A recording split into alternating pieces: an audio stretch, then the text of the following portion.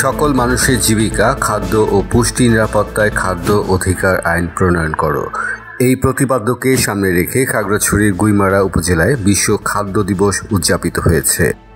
বুধবার সকালে গুইমারা উপজেলার হাজাপাড়ায় দিবসটি উপলক্ষে একটি বর্ণাঢ্য র্যালি বের হয়।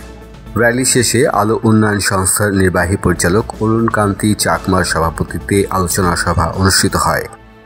এতে প্রধান অতিথি হিসেবে উপস্থিত ছিলেন গুইমারা উপজেলার নির্বাহী কর্মকর্তা আইরিন আক্তার। অনুষ্ঠানটি আয়োজন করে রাইট টু ফুড ক্যাম্পেইন, খানি ফুড সিকিউরিটি নেটওয়ার্ক বাংলাদেশ ও স্থানীয় উন্নয়ন সংস্থা আলো। এতে বিভিন্ন উন্নয়ন সংস্থা, কৃষক প্রতিনিধি, নারী সংগঠনের কর্মী, শিক্ষার্থী এবং স্থানীয় জনগণ অংশগ্রহণ করেন। আলোচনা সভায় বক্তারা বলেন, দেশের প্রতিটি নাগরিকের খাদ্য, পুষ্টি ও জীবিকার নিশ্চয়তা দিতে হলে সরকারকে অবিলম্বে খাদ্য অধিকার আইন প্রণয়ন করতে হবে। তারা আরও বলেন, খাদ্য শুধু টিকে থাকার উপকরণ নয়, এটি মানবাধিকারের একটি মৌলিক দিক। সকল মানুষের জন্য নিরাপদ, পুষ্টিকর ও পর্যাপ্ত খাদ্য নিশ্চিত করা রাষ্ট্রের দায়িত্ব। বক্তারা বিশ্বাস প্রকাশ করেন, কার্যকর নীতি ও আইনগত কাঠামো প্রণয়নের মাধ্যমে বাংলাদেশ খুব দ্রুতই একটি টেকসই ও ক্ষুধামুক্ত দেশে পরিণত হবে।